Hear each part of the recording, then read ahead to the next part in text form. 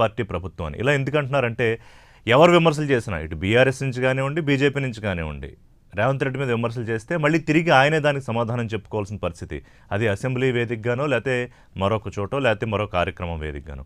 అంటే ఎందుకని రేవంత్ రెడ్డి మీద కౌంటర్ ఇవ్వడానికి ఇటు మంత్రులు కానీ, లేకపోతే పార్టీ సీనియర్ నాయకులు కానీ ఎందుకు రెడీగా లేరు అనేది ఒకటి ప్రధానమైన అంశం. అయితే ఇవాళ ముఖ్యంగా అసెంబ్లీలో బీసీలకు సంబంధించి 42% రిజర్వేషన్ల మీద కొంత ఆసక్తికర సన్నివేశం ఏంటంటే ఇటు బీఆర్ఎస్, అలాగే బీజేపీ, ఎంఐఎం మిగతా పార్టీలకు కూడా ఆయన ధన్యవాదాలు తెలియజేశారు. దీని మీద ప్రధానితో అందరూ కలిసి వెళ్ళి ఫైట్ చేద్దాం, ఎందుకంటే గతంలో బీజేపీ నాయకులు మనకి చేసిన ఇంటర్వ్యూలో కూడా ఇది చట్టం కాకుండా అడ్డుకుంటామని చెప్పిన సందర్భాలు ఉన్నాయి. దానికి రకరకాల కారణాలు ఉన్నాయి. సో మరి బీసీ 42% రిజర్వేషన్ల బిల్లు అమలయ్యే అవకాశం అంతవరకు కనిపిస్తోంది. అలాగే ఇటు వ్యక్తిగత విమర్శలు కేటీఆర్ వర్సెస్ రేవంత్ రెడ్డి. అంటే కేటీఆర్ హుందాగానే మాట్లాడతారు, కానీ బహుశా రేవంత్ రెడ్డి చేసిన కామెంట్స్కి సంబంధించి, గతంలో ఆయన మీద చేసిన కామెంట్స్కి సంబంధించి కొంత ఆయన కూడా ఇవాళ నువ్వు ఎక్కడెక్కడికి వెళ్తావో చిట్టా విప్పమంటావా, మేము 10 ఏళ్ళు ప్రభుత్వంలో ఉన్నప్పుడు ఎవరెవరు ఏం చేశారో మాకు తెలీదా అంటూ మాట్లాడిన పరిస్థితి కూడా చూసాం. అంటే పాలన చేత కావట్లేదు అని ఒకవైపు రేవంత్ రెడ్డి మీద విమర్శలు చేస్తూ ఉంటే దానికి ఎందుకు ప్రభుత్వం వైపు నుంచి మంత్రులు, లేకపోతే మరో పార్టీ సీనియర్ నాయకులు ఎందుకని ప్రత్యారోపణలు కానీ లేకపోతే విమర్శకు సమాధానం కానీ చెప్పలేకపోతున్నారు? అలాగే రేవంత్ రెడ్డి కూడా ఉండే కొద్దీ ఈ విమర్శల దాడి తట్టుకోలేకపోతున్నారు. అంటే ప్రభుత్వం ఆర్థికంగా ఏ రకంగా ఇబ్బందుల్లో ఉంది అని ఆయన మండలిలో చేసిన కామెంట్స్ మీద నేషనల్ మీడియాలో తెలంగాణ ప్రభుత్వం దివాలా తీస్తోంది అనే స్థాయిలో కూడా వార్తలు వేయడానికి కారణం ఏంటి? ఇవన్నీ ఒకసారి మాట్లాడుకునే ప్రయత్నం చేద్దాం.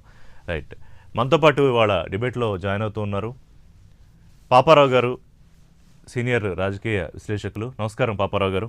అలాగే కులవాయి దిలీప్ కుమార్ గారు, మాజీ ఎమ్మెల్సీ, కాంగ్రెస్ పార్టీ ముఖ్య నాయకులు. కాసేపట్లో బీజేపీ నుంచి ప్రకాష్ రెడ్డి గారు, గోసూరి శ్రీనివాస్ యాదవ్ బీఆర్ఎస్ నుంచి జాయిన్ అవుతారు. రైట్, దిలీప్ గారు నమస్కారం.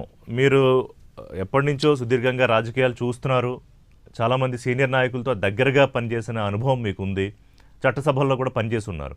ఇవాళ పరిస్థితి ఏంటంటే, అంటే నేను అబ్జర్వ్ చేసిన ప్రకారం, నా అవగాహన ప్రకారం, రేవంత్ రెడ్డి ముఖ్యమంత్రిగా 14 నెలలు దాటింది, ప్రభుత్వాన్ని 15 నెలలు అయింది నడిపిస్తున్నారు అనుకోండి. సరే, ఏ ప్రభుత్వానికైనా ఇబ్బందులు ఉంటాయి, ఎందుకంటే గత ప్రభుత్వం వదిలిపెట్టేసిన అప్పుల తాలూకా బకాయిలో ఇంకోటో it's a continuous process. Governance అనేది మీకు తెలియంది కాదు. దాన్ని ఎక్కువ హైలైట్ చేయాలని ముఖ్యమంత్రి ఏమన్నా అనుకుంటున్నారా? ఇది ఎక్కడి వరకు వెళ్ళిపోతుందంటే, జాతీయ వార్తా ఛానళ్లలో మీరు అవి కూడా ఫాలో అవుతూ ఉంటారు. తెలంగాణ పని అయిపోయిందా, లేకపోతే తెలంగాణ దివాలా తీసేస్తోందా, సర్ప్లస్ రేట్కి ఈ పరిస్థితి ఎందుకు వచ్చింది అనే వ్యాఖ్యానాలు, లేకపోతే ఇది చూసినప్పుడు కొంచెం ఇబ్బందిగా ఉంటుంది. ఏం చెప్తారు దీని గురించి? రాష్ట్ర అప్పుల ఊపిలో అందరికీ నమస్కారం సార్. ముందుగా మీకు ప్యానెల్ ఉన్న పాపారావు నమస్కారం. రాష్ట్రం అప్పుల ఊపిలో ఉన్నదైన విషయం అది అందరికీ తెలిసిన విషయం. ఎందుకంటే నిన్న కూడా అసెంబ్లీలో మాట్లాడిన దాదాపు 8 lakh crores అన్నాడు. అంతకుముందు వైట్ పేపర్ ఇచ్చినప్పుడు 7.6 అనేది అన్నారు. నిన్న మాట్లాడితే దాన్ని లెక్కలు చెప్పి 8 lakh crores అప్పు ఉంది అని అన్నారు. సో ఇది ఒక వాస్తవం అయినప్పుడు డెఫినెట్ గా క్రైసిస్ లోనే ఉంటుంది. అంత ఈజీ కాదు దీన్ని ఓవర్కమ్ కావడం, సమయం పడుతుంది. దానికి తగ్గట్టుగా వాళ్ళు డెఫినెట్ గా లోన్స్ కూడా తీసుకొస్తున్నారు. కొత్త లోన్స్ 1,52,000 కోట్ల అప్పులు తీసుకొస్తే అందులో దాదాపు 65,000 కోట్లు కేవలం దీని ఒక ఇంట్రెస్ట్ కట్టాలకే పోయిందని కూడా వాళ్ళే చెప్పారు, ఫైనాన్స్ మినిస్టర్ కానీ సీఎం కానీ. సో అదేమి మనం దాచుకుంటే తాగే వ్యవహారం ఏం కాదు. ఇప్పుడు హిమాచల్ ప్రదేశ్ ఉంది, వాళ్ళ జీతాలు కూడా ఇవ్వలేని పరిస్థితిలో ఉన్నారనే విషయాన్ని ఆ మధ్య కాలంలో మన అందరం చూసాం. మా అదైనా కూడా. సో సిమిలర్ గా కర్ణాటకలో కూడా క్రైసిస్ ఎదుర్కొన్నారు కొంత వాగ్దానాలు ఇంప్లిమెంట్ చేయడానికి. ఎందుకంటే ఉన్న ఆర్థిక పరిస్థితి మీరు దాచలేదు. డెఫినెట్లీ అంటే మీరు కాంగ్రెస్ పార్టీ అధికారంలో ఉన్న ఈ 3 చోట్లే క్రైసిస్ ఎక్కువ ఉందా? అంతటా ఉంది. అన్ని రాష్ట్రాల్లో కాస్త అటు ఇటు కుడి ఎడమగా అన్ని చోట్ల కూడా క్రైసిస్ ఉన్నమాట మనందరం చూస్తూ ఉంటాం. కాకపోతే ఇప్పుడు ఎక్కడైతే బీజేపీ పాలిత రాష్ట్రాలు ఉన్నాయో అక్కడ కాస్త అధికంగా వాళ్ళకు త్వరగా రావాల్సినటువంటి బకాయిలు కానీ ఇట్లాంటివి రావడం జరుగుతుంది. మనకు వచ్చే వరకల్లా కాస్త ఆలస్యం అవుతుంది. సపోజ్ ఇప్పుడు మొన్న సీఎం పోయి 1,32,000 కోట్ల ప్యాకేజీలు రకరకాల ప్రోగ్రామ్స్ గురించి ఎక్స్ప్లెయిన్ చేసి మాకు ఫైనాన్షియల్ ఎయిడ్ ఇవ్వమని అడిగాడు.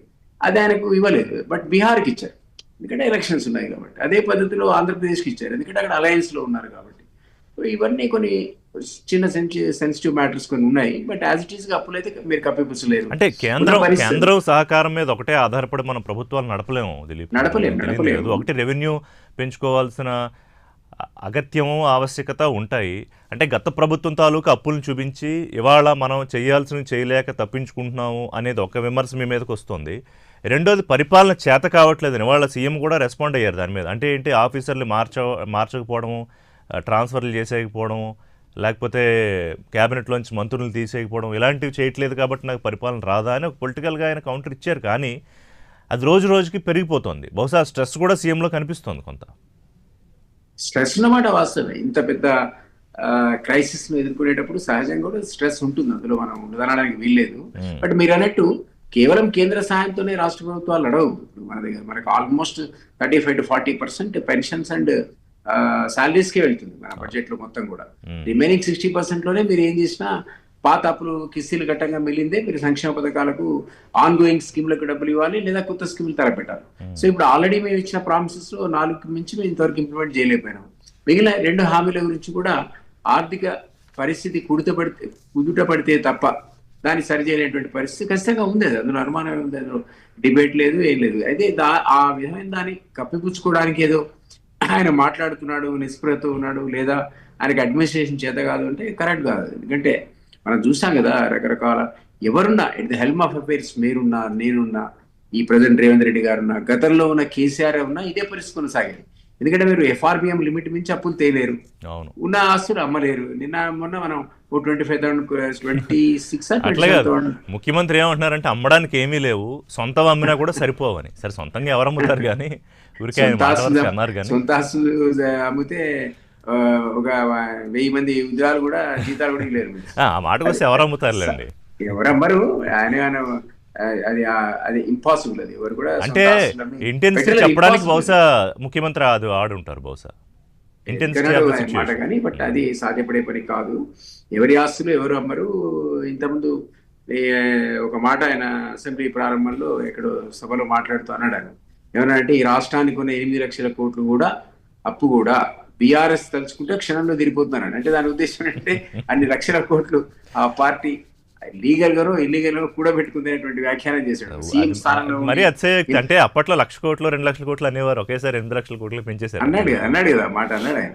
ఎందుకని అంటే నేను అనుకుంటున్నాను అనుకున్నటువంటి ఇన్ఫర్మేషన్స్ ఇప్పుడు 1 year లోపల రకరకాల ఇంటెలిజెన్స్ నివేదికలు, ఏసీబీ వాళ్ళ నివేదికలు ఇవన్నీ వచ్చినాక ఒక అంచనాకు వచ్చి ఉంటాడు ఆయన.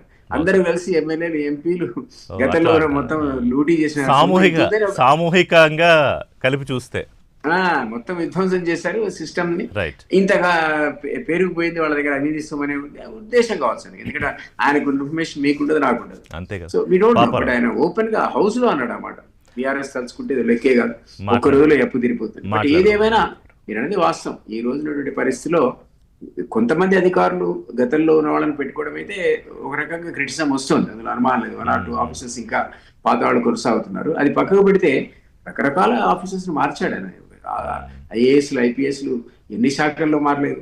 మాట్లాడదాం. అంటే ఉంచిన వాళ్ళు ప్రత్యేకంగా వాళ్ళకు కొన్ని ప్రత్యేక లక్షణాలు ఉన్నాయి, వాళ్ళు ఉండడం అవసరం అనుకుంటా ప్రభుత్వంలో. అది మాట్లాడదాం. పాపారావు గారు, ఇప్పుడు 1 man army అని మనం పెట్టాం. సాధారణంగా ఏ ప్రభుత్వంలో అయినా, ఏ రాష్ట్రంలో అయినా ముఖ్యమంత్రి తనకి అత్యంత అనుయాయులు క్యాబినెట్లో ఉంటారు. సరే మిగతా వాళ్ళు ఇష్టం ఉన్నా లేకపోయినా కొంతమంది క్యాబినెట్లో ఉంటారు, తప్పదనుకోండి. మరీ ప్రాంతీయ పార్టీలు తప్పితే ఏ జాతీయ పార్టీలైనా. కానీ వాళ్ళు రేవంత్ రెడ్డి పరిస్థితి ప్రతిదానికి ఎవడు రాయి వేసినా మళ్ళీ తిరిగి ఆయనే ఆ రాయి ఎక్కడుందో వెతుక్కుని తిరిగి కొట్టాల్సిన పరిస్థితి ఉందా? పడింది రాయి, లేకపోతే ఎవడన్నా బురదేసినా మళ్ళీ ఆ తుడుచుకుని మళ్ళీ ఆయనే సమాధానం చెప్పుకోవాల్సిన పరిస్థితి. ఎవరు ఈ సీనియర్ మంత్రులు, నాయకులు వీళ్ళందరూ ఎందుకు సైలెంట్ అయిపోతున్నారు? పాపారావు గారు, మీ అబ్జర్వేషన్, మీరు అబ్జర్వ్ చేసే ఉంటారుగా.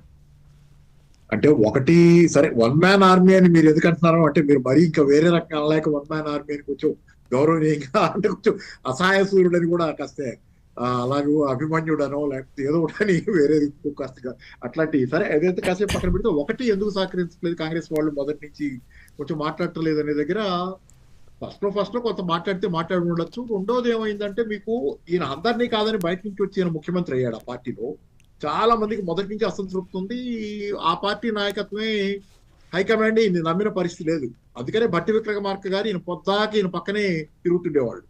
ఢిల్లీ పోతే పక్కన వెళ్ళేవాడు. మొత్తం మీద హైకమాండ్ ఈయన పక్కన ఒక నేను నిఘా పెట్టినట్టు మొదటి నుంచి కూడా ఈయన మీద నమ్మకం లేని తీరనేది అంటే నిఘా పెట్టడమా లేకపోతే రెండు విషయాలు పాపారావు గారు. ఒకటి నమ్మకం లేకుండా పిసిసి చీఫ్ ఎవరు, నమ్మకం లేకుండా ముఖ్యమంత్రిగా పెట్టరు. ఒకటి ఒక నిమిషం ఇప్పుడు బట్టి గారినో ఉత్తమ్ కుమార్ రెడ్డినో శ్రీధర్ బాబునో తీసుకెళ్తున్నారంటే ఇదిగో అందరికీ నేను ఈక్వల్ గా ఇంపార్టెన్స్ ఇస్తున్నాను, లేకపోతే ఇందులో ట్రాన్స్పరెన్సీ ఉంటుందని చెప్పడానికో ఒక సందర్భంలోనే ఒంటరిగా కలిశారు ఆయన రాహుల్ గాంధీని.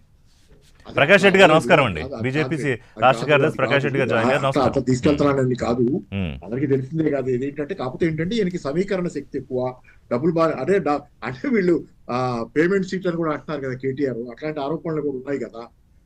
మనం పేమెంట్ సీట్లు ఏంటి కామెంట్ చేయను కానీ ఆధారంగా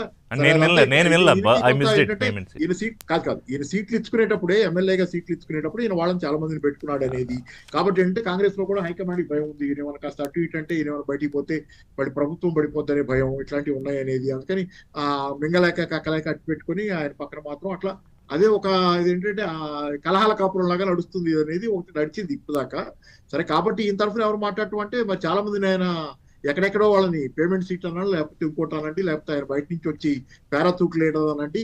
చాలా మందికి అసంతృప్తి ఉంది, బట్టి విక్రమార్క గారికి, లేకపోతే ఉత్తమ్ కుమార్ రెడ్డి గారికి. ఇప్పుడు ఎట్లా ఉన్నారు కానీ వాళ్ళు కొంతమంది చాలా మందికి ఈయన వచ్చేంటి ఈయన ఇక్కడ నాయకుడు అవటం అనేది ఉంది. అసంతృప్తి కొద్దీ ఆయనకి సహకరించడం లేదు. కొంత ఆయన తిరిగితే మనల్ని కాదులే అని చెప్పి ఊరుకున్నారు. అట్లా కాదు ఇప్పుడు పాపారావు గారు వాళ్ళే అంటే కోమటిరెడ్డి వెంకటరెడ్డి వర్సెస్ రేవంత్ రెడ్డి అని మొదట్లో కొన్నాళ్ళు నడిచిన తర్వాత వాళ్ళిద్దరూ బ్రహ్మాండంగా ఉండడం, అంతా కలిసి పనిచేసుకోవడం. ఒక నిమిషం, అసలు రేవంత్ రెడ్డి ఏమన్నారంటే అసలు కాంగ్రెస్ పార్టీ అధికారంలోకి రాకపోతే మీ అందరికి ఆ కుర్చీలు కూడా రావు కదా అని. ఇప్పుడు ఆయన సీఎం కుర్చీలు ఆకుకోవడానికి ఎవరైనా వేరే ట్రై చేస్తే మీకు అందరికి అసలు తెలంగాణ రాకపోతే మీకు అందరికి ఇవన్నీ ఎక్కడ ఉన్నాయని కేసీఆర్ అది పాయింట్ తెస్తే తెచ్చాడు. ఇప్పుడు కేసీఆర్ తెచ్చినందుకు ఆయన మీద ప్రత్యేకంగా ఎవరికి ఇప్పుడు నాకు లాభం ఏంటి చూసుకునే వాళ్ళు తప్పితే ఏదో రేవంత్ రెడ్డి అధికారంలోకి తెచ్చాడు కాబట్టి అని చూసుకొని అంత గౌరవ మర్యాదలు ఇచ్చేవాళ్ళు ఎవరు లేరు సార్ ఇక్కడ. అంటే అట్లయితే కేసీఆర్ కే ఫస్ట్ ఇవ్వాలి సీట్, ఏదో ఫస్ట్ ఆ సీట్ వేసి మిగతా వాళ్ళు అట్లా ఏమి ఉండవు రాజకీయాల్లో ఎవరి పనులు చూసుకుంటారు. తెచ్చాడు అయిపోయింది, ఇంకేంటి అయితే ఏంటి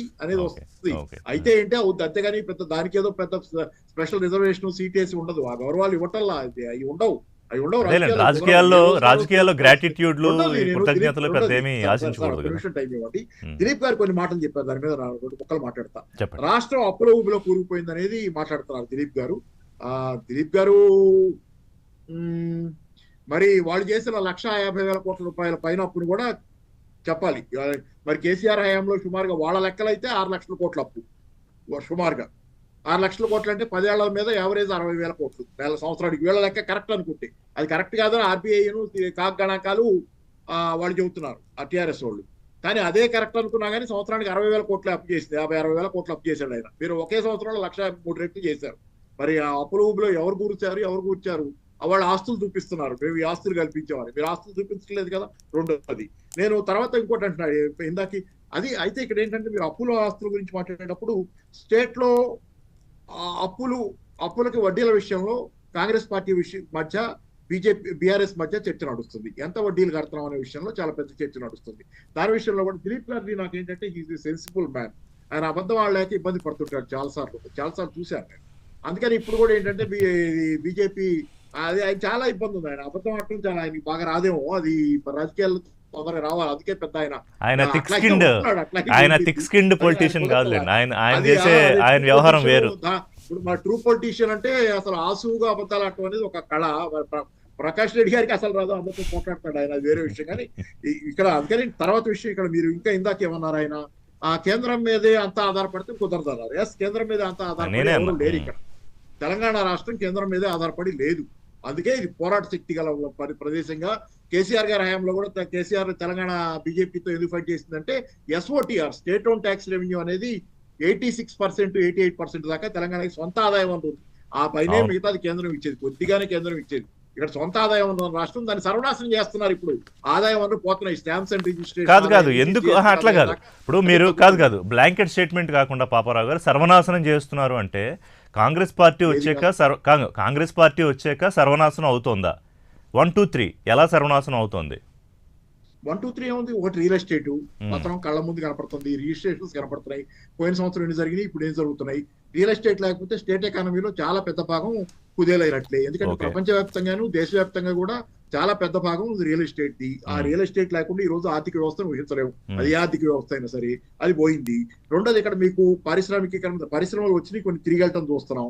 జిఎస్టీ ఆదాయం అంటే ప్రజల కొనుగోలు శక్తి పడిపోవటమేగా జిఎస్టీ ఆదాయం పడిపోవటం అంటే. ఈ సంవత్సరం జిఎస్టీ ఆదాయం తగ్గింది సార్ గణనీయంగా. అది మరి ఇన్ని రకాలు కనపడుతుంటే మీరు ఏమి పడిపోతాయి, ఎన్ని పతనాలు కావాలి మీకు, ఎన్ని? అసలుకి రేవంత్ రెడ్డి నిత్యం కామెంటేటర్ కదా, అంతా అయిపోయిందని చెప్పడానికి.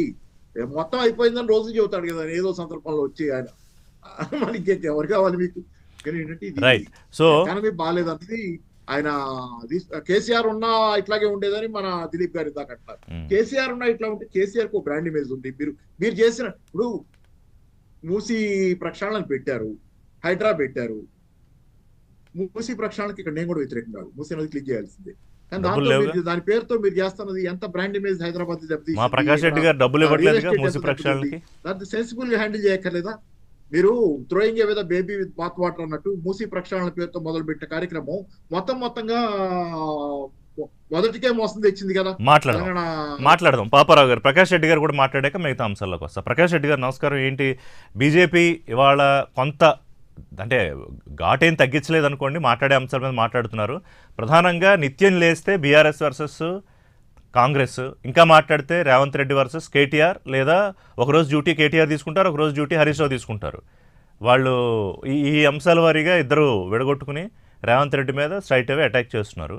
బీజేపీలో సరే కిషన్ రెడ్డి గారు గతంలో ఎప్పుడూ లేనంత దానికన్నా కూడా స్పీడ్గా, అంటే ఆయన మీద కొన్ని నిందలు వస్తున్నాయి, కొన్ని ఆరోపణలు వస్తున్నాయి కాబట్టి, అంటే సైంధవుళ్ళు అడ్డుపడ్డాడు, డబ్బులు అక్కడ మోడీ ఇస్తానన్నా ఇవ్వద్దు అంటున్నాడు అని చెప్పడం, సరే బండి సంజయ్ ఒక రకమైన కామెంట్స్, వీటన్నిటికీ ఇవాళ రేవంత్ రెడ్డి ఎదుర్కొంటూ సమాధానం చెప్పే పరిస్థితి కనిపిస్తుంది. అది ఒకటి, అది పార్టీకి సంబంధించిన వ్యవహారం అనుకోండి. మీకు ఆయన మీద అయ్యో అక్కడే పోరాడుతున్నాడు అనే వ్యవహారం జాలి ఏమి ఉండదు. కానీ ఓవరాల్గా ఆస్పెక్ట్లో ఎక్కడో మీరు కొద్దిగా ఒక్క అడుగు వెనక్కేసారా? Mute unmute.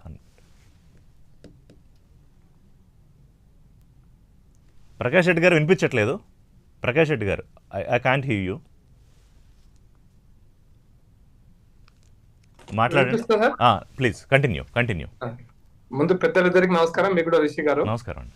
నేను ముందు పాపారావు గారు లేవనెత్తిన చాలా ముఖ్యమైన అంశం ఒకటి ఉంది, కరెక్ట్. అది వారు చెప్పిన దాంట్లో రేవంత్ రెడ్డి గారు ఆర్థిక పరిస్థితి కాంగ్రెస్ కాలంలో మరింత బలహీనపడ్డది అంటే దానికి ప్రధాన కారణం ప్రజల కొనుగోలు శక్తి తగ్గడం, జిఎస్టీ తగ్గడం. జిఎస్టీ ఒకటే కాదు సార్, వ్యాట్ కూడా తగ్గింది. వ్యాట్ తో పాటు, వ్యాట్ అంటే పెట్రోల్ మీద వచ్చి వ్యాట్ తగ్గింది. అంటే 4 లీటర్లు వాడటం 3 లీటర్లు వాడుతున్నారు, 2 లీటర్లు వాడుతున్నారు. అట్ ది సేమ్ టైం తాగే వాళ్ళు 1000 రూపాయల బాటిల్ తాగే బదులు 400-500 రూపాయల బాటిల్ తాగుతున్నారు. దానివల్ల ఫైనల్ గా కాదు నాకు మీరే చెప్తారు కానీ నేను అడ్డుపడట్లేదు. ఈ 15 నెలలు 14 నెలల్లో అంత తేడా ఏమొచ్చేసింది? పెట్రోల్ కొట్టించుకోవడం తగ్గిపోయింది, మందు తాగడం తగ్గిపోయింది, వస్తువులు కొనడం తగ్గిపోయింది. ఎందుకని? ఇప్పుడు నా దగ్గర 1000 రూపాయలు అనుకోండి, నేను ఒక్కనే కార్లో పోతా. నా దగ్గర 500 అనుకోండి, ఇద్దరు తీసుకొని పోతా కార్లో, 2 కార్లు కలిపిపోతాం. ఒక పెళ్లికే పోవాలా, ఫంక్షన్ కి పోవాలా, ఒక ఊరికే పోవాలనుకోండి. ఇప్పుడు నలుగురం కలిసిపోతాం, నీ కారు నా కారు ఎందుకు లేదు, నలుగురం కలిసి ఒక కార్లో పోదాం అనుకుంటాం. పెట్రోల్ సేవ్ అవుతుంది కదా. జనరల్ గా అంటే మనిషికి సాధారణమైనటువంటి ఆర్థిక వ్యవస్థలో కొన్ని లోపాలు వచ్చినప్పుడు ఇవన్నీ సహజంగా వచ్చేటువంటివి. ఇవన్నీ తగ్గినాయి కాబట్టి రియల్ ఎస్టేట్ బిజినెస్ పడిపోయింది. నా దగ్గర డబ్బులు ఉంటే భూమి కొంటా, ప్లాట్ కొంటా, ఇల్లు కొంటా, ఏదో జరుగుతుంది. నేను కొంటలేనోట అదే డబ్బు లేదు. ఇప్పుడు కొంటలు డబ్బు లేదు కాబట్టి రియల్ ఎస్టేట్ డమ్మాలన్నది. దాని సేల్స్ తగ్గిపోయినాయి, రాష్ట్ర ప్రభుత్వ ఆదాయం తగ్గిపోయింది, వెహికల్స్ యొక్క సేల్స్, రోడ్ ట్రాక్స్ తగ్గిపోయింది. అన్ని ఒకదానికోటి ఇంటర్లింక్ ఉంటుంది సార్. అందుకోసం మన ఆర్థిక వ్యవస్థను ఎప్పుడు డైనమిక్ ఉంచాలి. కానీ కాదండి 2023 వరకు బీఆర్ఎస్ అధికారంలో ఉన్నప్పుడు, కేసీఆర్ ముఖ్యమంత్రిగా ఉన్నప్పటికీ, ఆ తర్వాత ఎన్నికలయ్యి కాంగ్రెస్ ప్రభుత్వం వచ్చిన తర్వాత ఈ చేంజ్ మ్యాజికల్ గా జరిగిపోయిందా? దానికి ఏవో రీజన్స్ ఉంటాయి కదా. నేను పాప అందుకోసం కొనసాగింపు చెప్తున్నా. కేసీఆర్ గారు తెలివిగా ఏం చేశారంటే ఒక 10 సంవత్సరాల కాలంలో, ఫర్ ఎగ్జాంపుల్ ఇన్ఫ్రాస్ట్రక్చర్ ఏరియాలోకి కాళేశ్వరం ప్రాజెక్ట్ లోకి 1 లక్ష కోట్లు తీసుకొచ్చి పెట్టాడు. దాంట్లో JCB operator, labour, minister, workers, tractor, tipper అన్ని పనిచేస్తుంటాయి. లేదా మన ఏమంటారు మెట్రో ట్రైన్ 16,000 కోట్లు ఖర్చు అంటే 16,000 కోట్లలో లేబర్ ఉంటారు, టిప్పర్ ఉంటారు, కంకర్ ఉంటుంది, సిమెంట్ ఉంటుంది, ఇసుక ఉంటుంది, ఇవన్నీ ఉంటాయి. హౌసింగ్ కన్స్ట్రక్షన్ అంటేనే మళ్ళీ ఇవన్నీ కట్టే చేసేవాడు, మిషన్ చేసేవాడు, ఎలక్ట్రిషియన్, వాళ్ళ కొనుగోలు శక్తి కూడా పెరుగుతుంది. అందుకోసం మనం ఎక్కడైతే మనం సోకార్డ్ మన ఫ్రీ పీస్ అనొద్దు, కానీ ఫ్రీ పీస్ ఇచ్చే బదులు నిజంగా పేదవాళ్ళకి ఇల్లు కట్టిస్తాం అనుకోండి, ఎంత ఇన్ఫ్రాస్ట్రక్చర్ మీద వస్తాయంటే పైసలు విపరీతంగా ఒక్కొక్క ఊరికి ₹1 కోటి పోయినాయి అనుకోండి, ఇండ్ల కోసమే 12,000 కోట్లు పెట్టామనుకోండి, ప్రతి ఊళ్ళో ₹2 కోట్ల టర్న్ ఓవర్ వస్తుంది, 2 కోట్ల 5 కోట్ల టర్న్ ఓవర్ వస్తుంది. అది ఖచ్చితంగా ప్రభుత్వానికి లాభం అవుతుంది. అంటే ఆర్థిక విశ్లేషణలో ఆర్థిక ప్రాధాన్యతలను తప్పుగా వాళ్ళు కరెక్ట్ గా హ్యాండిల్ చేయట్లేదు అనేది నాకు అర్థమైనంత వరకు పాపారావు గారి విషయం చెప్పిన అంశం నేను అది కరెక్ట్ అనుకుంటున్నా. ఆర్థిక అంశాలను సరిగ్గా డీల్ చేయట్లేదు వాళ్ళు. రేపు కేసీఆర్ చేసిన పని ఏంటంటే 1,00,000 కోట్లు మిషన్ కాకతీయ 25,000 కోట్లు మిషన్ కాకతీయ పోయినప్పుడు ప్రతి ఊర్లో ఒక జేసీబీ పనిచేసింది, పీవీసీ లైన్లు పనిచేసినాయి, అదొక కడుతున్నప్పుడు సిమెంట్ పనిచేసింది. సో ఇనేవే బీజేపీ సపోర్టింగ్ కదా ఇవాళ మిషన్ కాకతీయను అలాగే కాళేశ్వరాన్ని. నేనేమంటే సపోర్ట్ చేస్తున్నామా చేయలేదు కదా, మీరు అన్న చేంజ్ ఎందుకు వచ్చిందంటే ఇది కారణం అని. ఇన్ఫ్రాస్ట్రక్చర్ ఏరియాలో మనీ పంపింగ్ జరుగుతున్నప్పుడు ఆ రొటేషన్ గ్రామాలలో జరుగుతుంది, ఇప్పుడు ఆగిపోయింది మొత్తం కాబట్టి ఇబ్బంది వస్తుంది. నాకు తెలిసి పాపారావు గారి అభిప్రాయం కూడా అదే నేను అనుకుంటున్నా. కొంచెం దాని కొనసాగింపుగా నేను చెప్పిన విషయం. రెండో విషయం ఏంటంటే మీరు డబ్బులు ఎందుకు ఇవ్వట్లేదు చెప్పండి, మీ డబ్బులు ఎందుకు ఇవ్వట్లేదు చెప్పండి రాష్ట్రానికి. ఎవ్వరు ప్రతి రూపాయి రాష్ట్రాలకు ఏ రకంగా రావాలో ఆ రకంగా డబ్బులు వస్తున్నాయి, ఎక్కడ ఆగలేదు పైసలు, ఏ ఒక్క రూపాయి కూడా ఆగలేదు కేంద్రం దగ్గర. అయితే మీరు ప్రతిపాదనలు పెట్టేటప్పుడు మీరు అన్నారు ఇంతకుముందు మీరు డిస్కషన్ మీ ప్రోమోలో చెప్పారు, మూసీ నదికి డబ్బులు ఇస్తున్నారా ఇవ్వట్లేదు అనేది.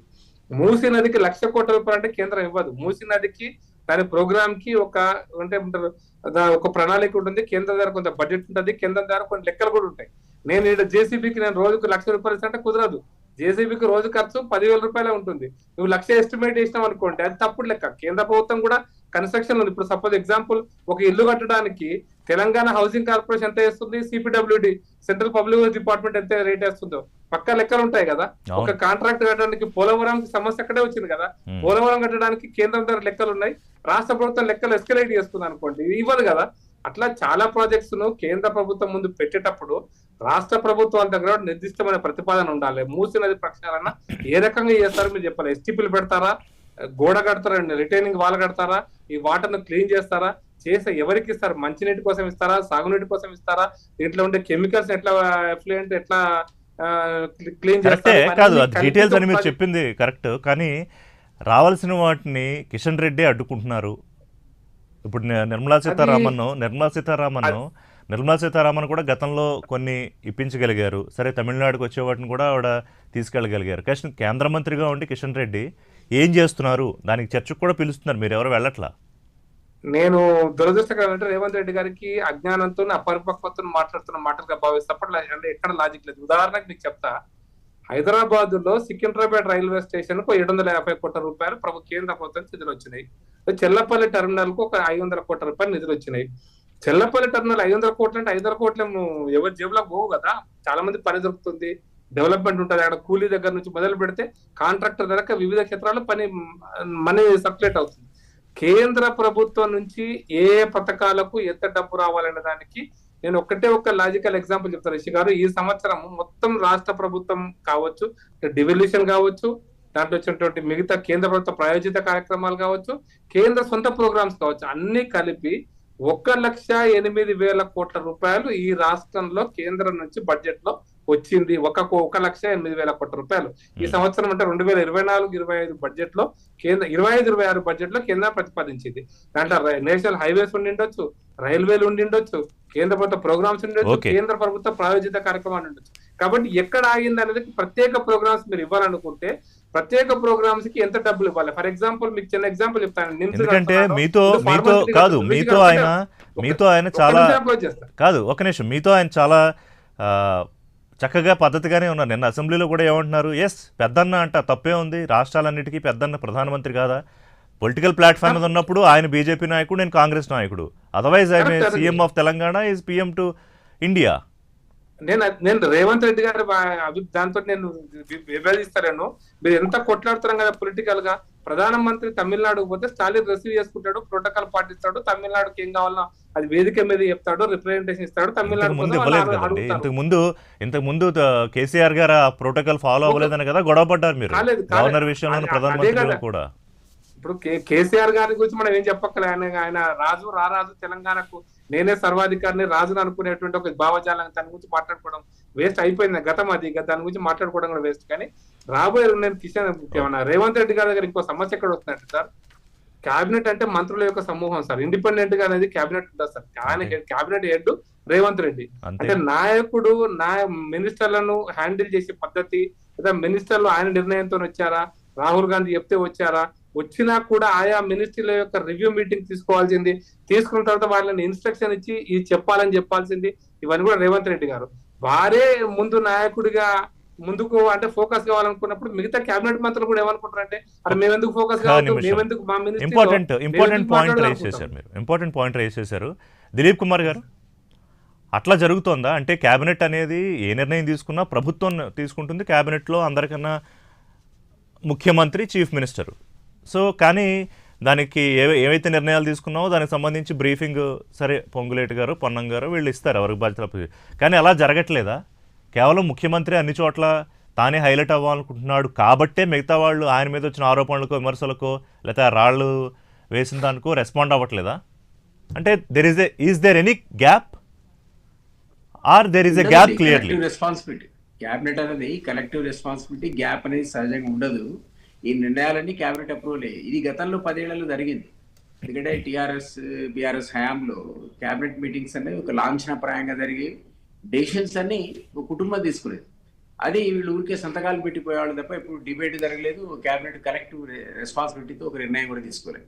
ఇప్పుడు మీకు శాసనసభ నడిచే విధానం కానీ లేకపోతే క్యాబినెట్ డెసిషన్స్ కానీ వాళ్ళ దగ్గరికి అందరు మంత్రులు ఎగ్జామిన్ చేసినాక అల్టిమేట్ గా సీఎం ప్రిసైడ్ ఎవరు చేస్తాడు, వాళ్ళ రివ్యూ జరిగిన తర్వాత ప్రియారిటీని బట్టి అప్రూవల్ ఇస్తే క్యాబినెట్ నిజంగా క్యాబినెట్ లాగా ఇప్పుడు జరుగుతుంది.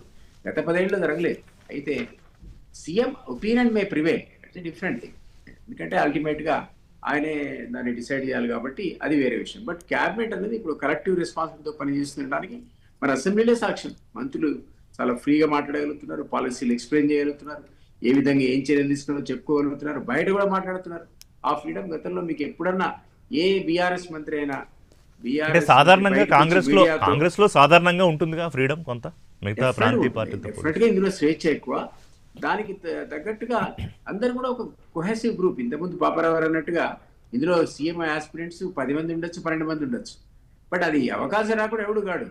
సో అధిష్టానం కూడా అబ్జర్వ్ చేస్తూనే ఉంటుంది. ఈ రకరకాల అంశాలు అధిష్టానం దృష్టిలో ఖచ్చితంగా ఉంటాయి. కానీ ఈ మధ్య తీసుకున్న కొన్ని నిర్ణయాలు దిలీప్ కుమార్ గారు ముసుగులో గుద్దులాటేందుకు ఓపెన్గా అడిగేస్తా. ఇప్పుడు విజయశాంతి ఎమ్మెల్సీ అయ్యారు. అసలు అది ముఖ్యమంత్రికి ఆయన దాన్ని ఓకే చేయలేదని డైరెక్ట్గా ఢిల్లీ నుంచి ఏఐసిసి దగ్గర నుంచి ఇంకా మాట్లాడితే మీనాక్షి నటరాజన్ గారికి క్లోజ్ కాబట్టి విజయశాంతి గారు ఆ కోటాలోంచి అక్కడి నుంచి వచ్చిందని కొంత అక్కడేదో రిఫ్ట్ నడుస్తోంది, CM is not so happy అని, ఆయన ఎవరినో ప్రపోజ్ చేసిన వాళ్ళకి ఇవ్వలేదని. ఇవన్నీ ఏంటి అంటే కాంగ్రెస్ పార్టీలో చాలా జరుగుతూ ఉంటాయి రోజు. మీరే కొంచెం క్లారిటీ ఇవ్వండి, ఇవన్నీ వాస్తవాలా లేకపోతే ఊరికే హైప్ కోసం మాట్లాడుతున్న విషయాలా? ప్రతి విషయంలో ప్యానెల్ ఆఫ్ నేమ్స్ పరిశీలిస్తారండి. మీనాక్షి నటరాజన్ కూడా ఆ ప్యానెల్లో విజయశాంతి పేరు ఇంక్లూడ్ చేసి ఉండొచ్చు. సీఎం గారు నాకు తెలిసి కూడా వేం నరేంద్ర రెడ్డికి ఇవ్వాలనేటువంటి ఆలోచనతో ఉన్నట్టుగా నేను కూడా మీరు అనకుండా ఆ మాట అంటున్నాను. మేమందరూ కూడా విన్నాం ఆయనకు వస్తుందేమో ఇస్తారని. బట్ అద్దంకి దయాకర్ విషయంలో మొదటి నుంచి ఎవరు కూడా అంత సింగిల్ ఒపీనియన్ తో ఉన్నారు, యునానిమస్ ఉన్నారు. ఆయనకు వస్తుంది అనుకున్నాం, ఖచ్చితంగా సీఎం కూడా రికమెండ్ చేసి ఉంటాడు, వచ్చి ఉంటుంది. ఎందుకంటే ఆయన అప్పుడు సీట్ వదిలేశారు కాబట్టి అది దాంట్లో డిస్ప్యూట్ ఏం లేదు. శంకర్ నాయక్ వచ్చేవరకు సీనియర్ గా ఎన్నో కాలం నుంచి పనిచేస్తున్నాడు. ట్రైబల్ కి ఇవ్వాలంటే ఇప్పుడు ఈ మధ్య కాలంలో ముఖ్యంగా ఈ కాన్సెప్ట్ ముందుకు వచ్చింది.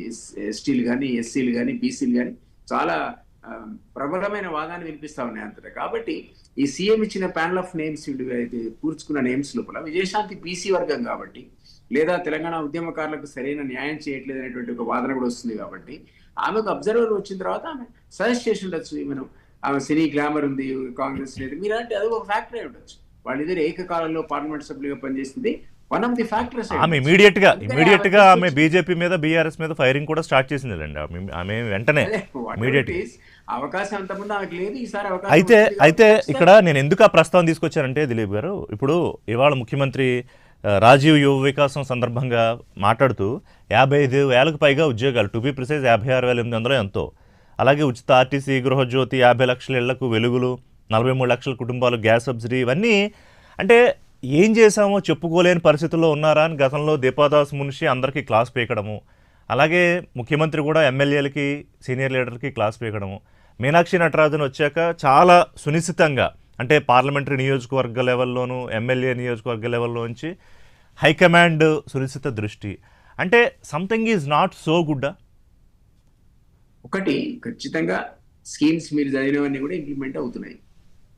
ఇంప్లిమెంట్ అవుతున్నాయంటే అది ముఖ్యమంత్రే చెప్పుకోవాల్సి వస్తుంది అంటున్నా, మిగతా వాళ్ళు ఎవరు చెప్పట్లేదు. అదే ఆయన ఆవేదన. కాంగ్రెస్ పక్షంగా ఇచ్చిన అన్ని హామీల్లో ఏవైతే ఇంప్లిమెంట్ అయ్యాయో మీరు చదివారు, అది సీఎం కూడా చెప్పాడు అసెంబ్లీ సాక్షిగా. అయితే జనరల్గా ఏమవుతుందంటే, జనరల్గా పర్సెప్షన్ ఎట్లా ఉంటుందంటే, మీరు ఎలక్షన్ హామీలు ఎన్ని ఇచ్చారు, ఓ 4 అయితే మీరు ఇంప్లిమెంట్ చేస్తారు, మిగిలిన 2 సంగతి అంటే అడుగుతాడు తప్ప ఇచ్చిన 4 గురించి ఎవడు మాట్లాడు. అదొక సమస్య. కానీ ఇచ్చినవి కూడా చెప్పుకోలేకపోతున్నారు మీరు దిలీప్ గారు. అది ఒక ఆస్పెక్ట్ నేను అంగీకరిస్తా. బహుశా మీరు అన్నట్టు మా వాళ్ళు ఇచ్చిన వాటి గురించి ఎంతైతే ప్రచారం చేసుకోవాలో అంత చేసుకోకపోవడం కూడా ఉండొచ్చు. ఆ కారణం చేతనే దీపాదాస్ క్లాస్ తీసుకొని ఉండొచ్చు, మీనాక్షి నటరాజన్ కామెంట్ చేసి ఉండొచ్చు. అందులో కొంత గ్యాప్ ఉందనే మాట నేను కూడా అంగీకరిస్తాను మీతో. కానీ అందరూ చెప్తున్నారు, అది మీరు సునిశ్చితంగా పరిశీలిస్తే అసెంబ్లీ ప్రొసీడింగ్స్ లో ప్రతి స్కీమ్ గురించి ప్రతి మంత్రి బయట మాట్లాడుతున్నాడు, లోపల మాట్లాడుతున్నాడు. కానీ అది పబ్లిక్ లోపలికి ఎందుకు పోవట్లేదు అంటే, నేను చెప్తున్నా మీకు 4 ఇచ్చి ఇంకో 2 ఇవ్వలేదంటే ఆ 2 కూడా నువ్వు చెప్పావు కదా, నీ ఎలక్షన్ హామీలే కదా, నువ్వు 1 year అయింది కదా, 15 నెలలు అయింది కదా అని నీకు బడ్జెట్ లేదంటే అంతేనా? లేకపోతే ఏదో నోటుతో చెప్తున్నారు కానీ లోపల నుంచి రావట్లేదు, కమిటెడ్ గా చెప్పట్లేదు అంటారా నాయకులు? ఖచ్చితంగా అందరు కూడా పనిచేస్తున్నారని నేను అనుకుంటున్నా. రానివి ఒక్కటున్నా సరే ఇదే క్రిటిసిజం ఇదే లెవెల్లో ఉంటుంది మీకు, అది ఖచ్చితంగా. గత ప్రభుత్వం కూడా ఇచ్చింది, కానీ అప్పుడు అంత గత ప్రభుత్వం దిగిపోవడానికి కూడా కొన్ని హామీలు ఇచ్చి నెరవేర్చకపోవడమే కారణం, అవినీతి ఒక కారణం కదా.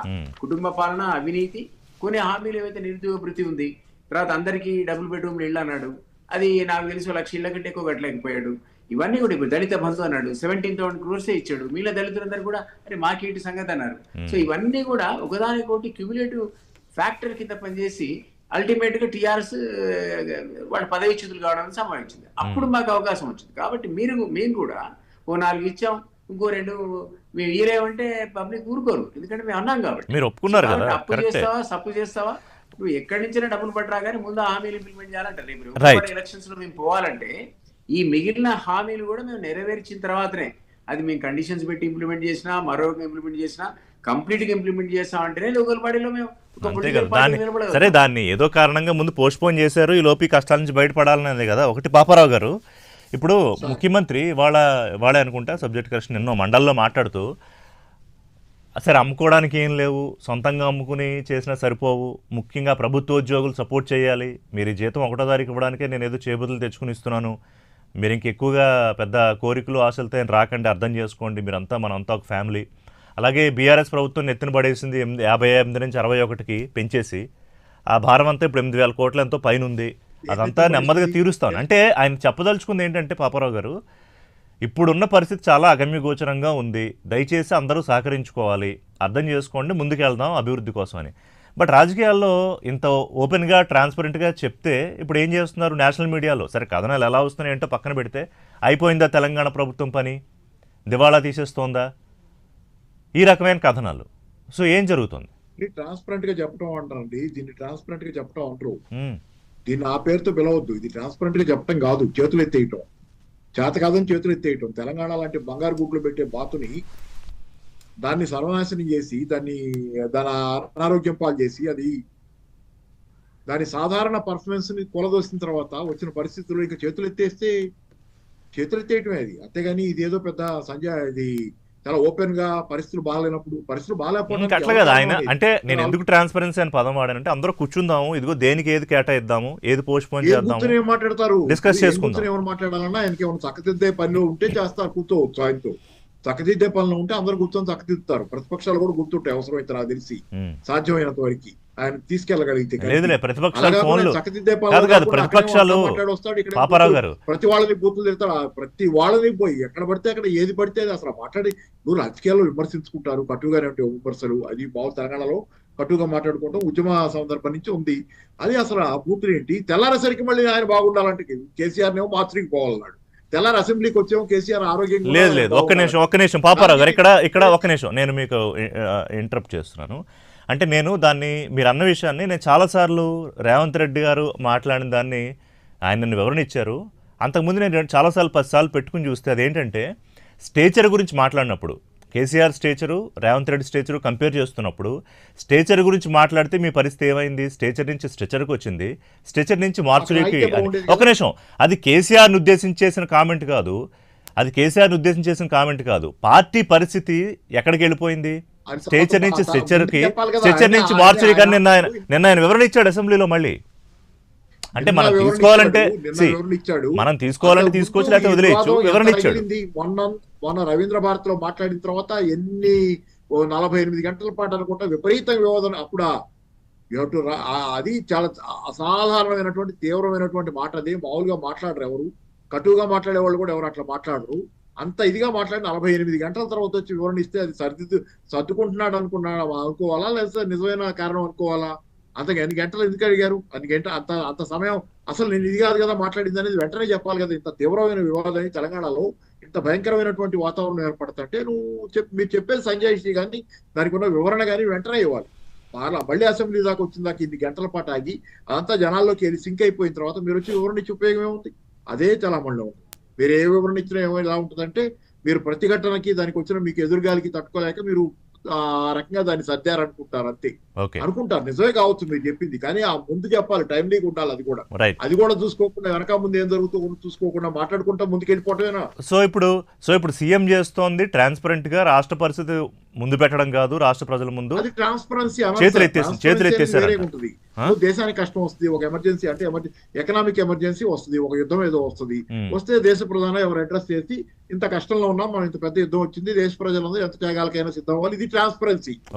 ఇట్లా ఉంది మన పరిస్థితి. దీనిలో మనం అంతా రేషన్ లాగా మునదాలనే సర్దుకొని బతుకుతా యుద్ధం చేయాలి, గెలవాలనేది అట్లా మాట్లాడే పద్ధతి. అంతా సర్వనాశం చేసిన పరిస్థితి తెచ్చి అడ్మినిస్ట్రేషన్ పూర్తిగా చేజారిపోయి సర్వనాశం. ఇందాక ప్రకాష్ రెడ్డి గారు నేను మాట్లాడింది ఒకటే కదా, సర్వనాశనం అయిపోవడానికి కారణం ఎవరు? వాళ్ళే వచ్చి వాళ్ళు ట్రాన్స్పరెంట్ గా మేము అంతా ఆమెకు కూడా చెప్పొచ్చు కదా, జాగ్రత్తగా చెడగొట్టాను, ఇప్పుడు నుంచి జాగ్రత్త చేస్తాను, మీరు కూడా సలహాలు ఏమంటే అది బాగా ట్రాన్స్పరెంట్ గా ఉంటుంది. ప్రకాష్ రెడ్డి గారు ఒక నిమిషం, ప్రకాష్ రెడ్డి గారు మీరు రెస్పాండ్ అయ్యే ముందు దిలీప్ కుమార్ గారు దీని మీద ఏమన్నా మీరు రెస్పాండ్ అవుతారా? దిలీప్ గారు అంటే చెడగొట్టడం మీద, 15 నెలల్లో చెడగొట్టడం మీద నేనేమన్నానంటే విద్యా వైద్య వ్యవస్థలు కానీ ఇతర వ్యవస్థలు కానీ నాకంటే ఎక్కువ ప్రకాష్ రెడ్డి గారు తిట్టారు గత ప్రభుత్వంలో ఏ రకంగా విధ్వంసం అయినాయో. అవును, వాటిని ఇప్పుడు గాడిలో పెట్టాలి. వాటిని గాడిలో పెట్టాలంటే ఇప్పుడు ఉన్నటువంటి వ్యవస్థలని కూడా సరైన పద్ధతిలో నడిపించాలంటే స్టెబిలైజేషన్ అనేది ఇంపార్టెంట్. స్టెబిలైజేషన్ దేంతో వస్తుంది? మీకున్నటువంటి అదనపు ఆదాయ వనరులతో ఫైనాన్స్ వస్తుంది, లేదా కేంద్రం మీకు ప్రత్యేక ప్రాజెక్టులు ఇచ్చి ఇప్పుడు 1 లక్ష కోట్లు కాళేశ్వరం మీద పోసాడు, అప్పుల్లో మునిగి తేలాడు.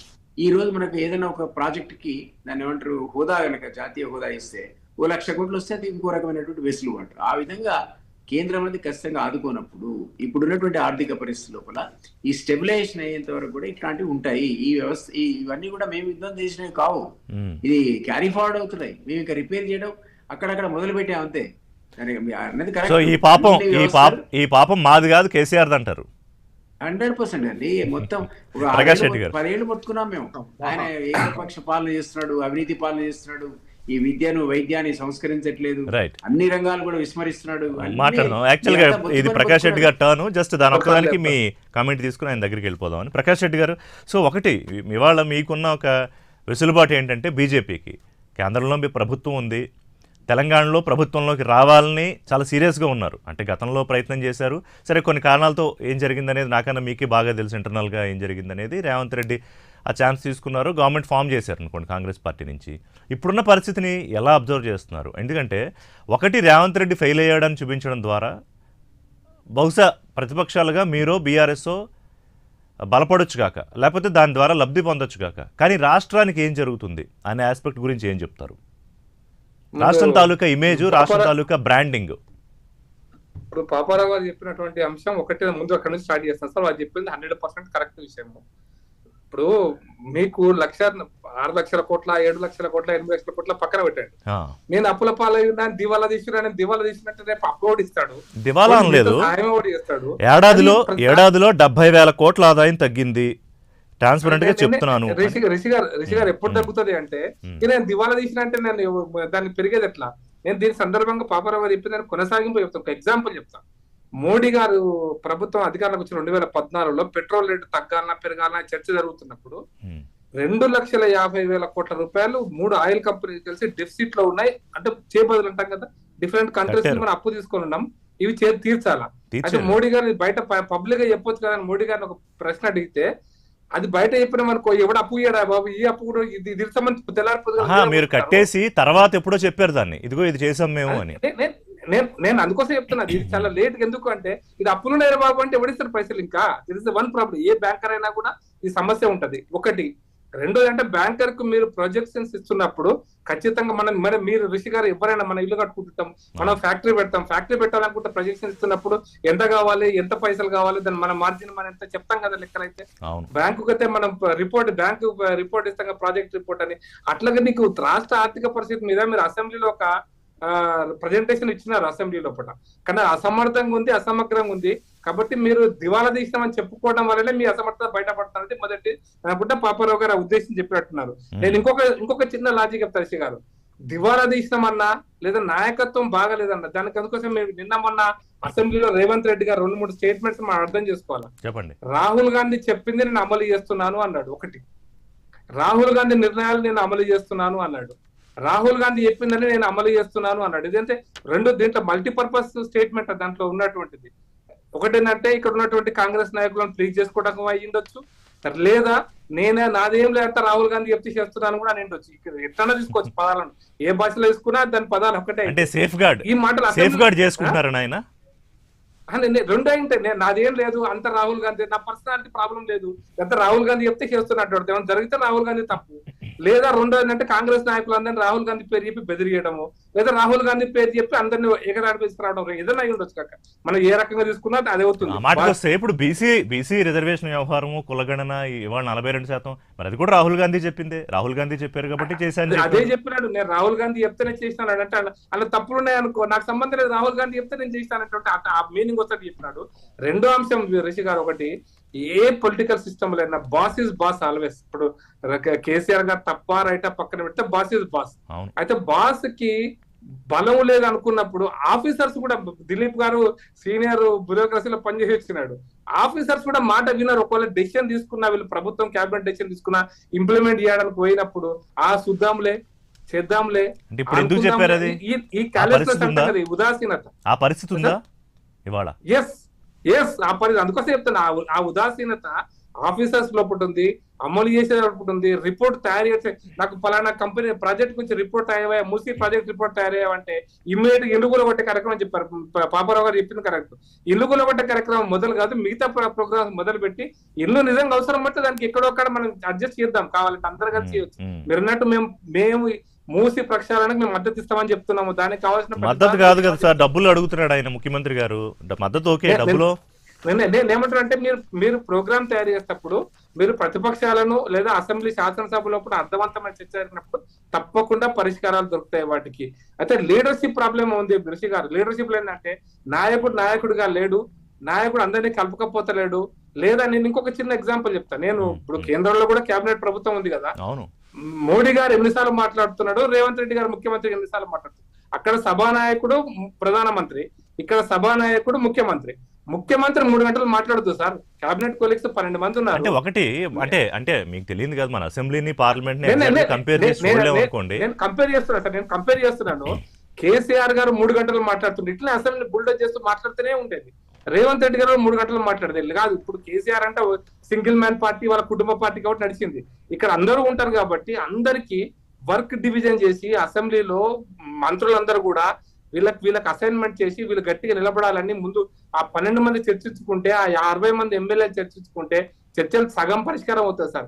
ఈ నాయకత్వం యొక్క లోపం అనేది కొట్టొచ్చినట్టుగా శాసనసభ లోపట శాసనసభ బయట కనపడుతుంది. నాయకత్వ లోపం అనేది అది పర్సనాలిటీ డెవలప్మెంట్ వ్యక్తిగతంగా రేవంత్ రెడ్డికి అవుతుందా, కాంగ్రెస్ పార్టీకి అవుతుందా అనేటువంటి దాంట్లో కూడా చర్చ ఉంటుంది. రేవంత్ రెడ్డి గారు చాలా స్పష్టంగా చెప్తున్నా, మళ్ళీ ఈ పాయింట్ చాలా క్లారిటీగా, రేవంత్ రెడ్డి గారు వ్యక్తిగత ఇమేజ్ బిల్డ్ చేసుకోవడమా, కాంగ్రెస్ పార్టీ యొక్క ఇమేజ్ బిల్డ్ చేయడమా, ఈ రెండిట్లో కూడా రేవంత్ రెడ్డి గారు ఇంకొక అడుగు ముందుకైతే సొంత పర్సనాలిటీ బిల్డ్ చేసుకోనికే నేను దిలీప్ గారు మాట్లాడే ముందు ఒక పోలిక పోలుస్తా. దిలీప్ గారు ఒక నిమిషం, మీరు మాట్లాడే ముందు ఒక పోలిక పోలుస్తా.